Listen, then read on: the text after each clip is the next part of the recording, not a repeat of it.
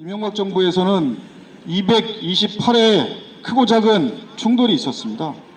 박근혜 정부에서는 108회 충돌이 있었습니다. 문재인 정부도 그 군사합의서 있기 전에 5번의 충돌이 있었다고 합니다. 하지만 그 합의 이후에 한 건도 남북 간의 충돌이 없었습니다. 그만큼 이 9.19 군사 합의는 남북 간의 작은 충돌이라도 없게 하는 그런 억제책이었습니다. 그것을 폐기한다고 합니다. 국제적으로도 이런 사실상 평화를 위한 조약을 일방적으로 파기하는 나라는 거의 전쟁을 하고자 하는 나라들밖에 없습니다. 지금 윤석열 정부는 자신의 지지 기반이 허약하고 이런 속에서 정권 연장을 획책하고 있습니다.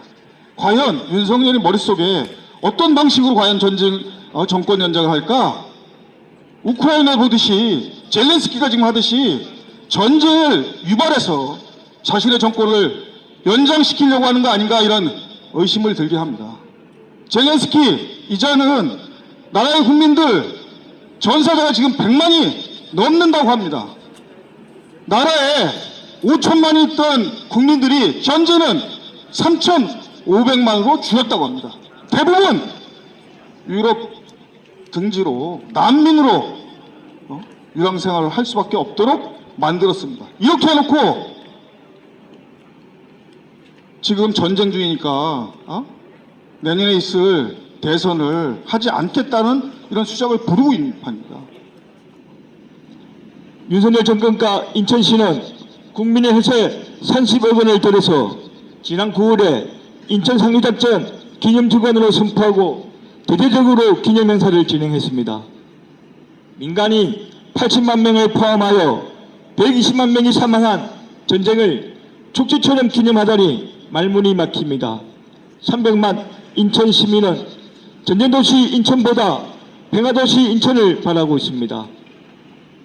인천 지역 시민사회단체들은 윤석열 정권이 미국과 일본을 초종해 신연정의 선봉에 서서 한반도를 전쟁의 위험으로 몰아가는 것을 반대하며 모든 전쟁 연습을 중단하고 평화를 위해 노력할 것을 요구합니다. 지금이라도 한반도 비핵화와 평화협정 체결에 나설 것을 촉구하는 바입니다. 마하트마 간디의 명은 평화로 가는 길은 없다. 평화가 그 길이라는 구절이 생각납니다. 평화는 목적지에서 만나는 결과가 아니라 과정이라는 뜻입니다. 비평화적인 상황을 극복하는 노력도 평화라는 의미이기도 합니다.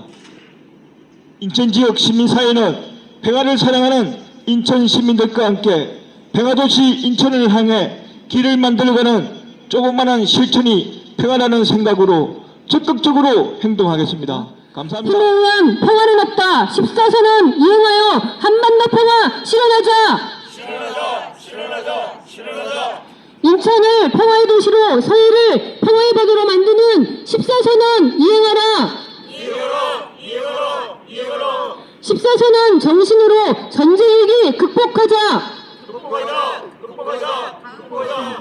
감사합니다. 중요한 건 강대 강이든 화해 분위기든 저는 한반도에서 전쟁이 벌어지면 남북한은 모두 공멸한다는 사실이라고 생각합니다.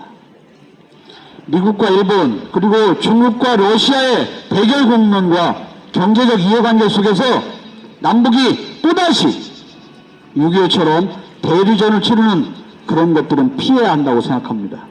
그럼에도 불구하고 윤석열 정부는 미국, 일본과 삼각동맹을 맺으면서 북한을 자극하고 중국과 러시아와 더욱 북한이 밀착되게 만들고 있습니다. 이념 전쟁과 경제 전쟁의 맨 선두에 우리 남과 북이 억지로 나서는 거 아닌지 매우 우려됩니다. 정말로 중요한 건 우리 한반도의 운명은 그 운명의 결정권은 바로 당사자인 우리 자신이어야 한다는 것입니다. 평화 중심, 국익 중심의 외교가 필요합니다. 편향적인 진영에게는 한반도를 전쟁의 음에 빠뜨릴 공산이 매우 큽니다. 특히 14선언은 인천과 밀접한 관련이 있다. 서해 지역을 공동 언어 수역 지정과 평화 수역 조성, 해지 지역을 서해 평화협력 특별지대 및 경제특구 조성 등 평화도시 인천을 위한 선언이라 할 수 있다. 이후 이명박근혜 정부에서 천안함 사건 등으로 남북의 관계는 악화했으나 문재인 정부 들어서면서 남북은 화해의 분위기로 전환되었다. 비록 북미의 하노이 회담 결렬로 대북 제재 해제와 비핵화 합의는 불발되었으나 세 차례에 걸친 남북 정상회담과 두 차례의 북미 정상회담 등은 얼어붙은 남북관계를 녹여내는 봄바람 같은 훈풍이었다. 그러나 문재인 정부 이후 들어선 윤석열 정부는 어떤가?